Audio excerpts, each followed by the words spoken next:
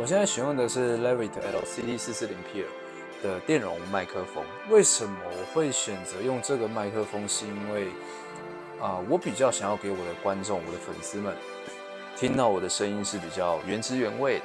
OK， 它不是可能会有一些爆音啊之类的等等出现。可是很多人都说，CI， 你用这个麦克风会不会太高级了一点？怎么说呢？因为别看它这么小一只，它的单价很高，至少也要5位数的新台币。对，所以其实当初买也是割了心头肉。那它的优点是什么？它的降噪能力非常优秀。那众所皆知，我家的猫狗加起来40-50只，你们平常听不到很吵的声音吗？为什么？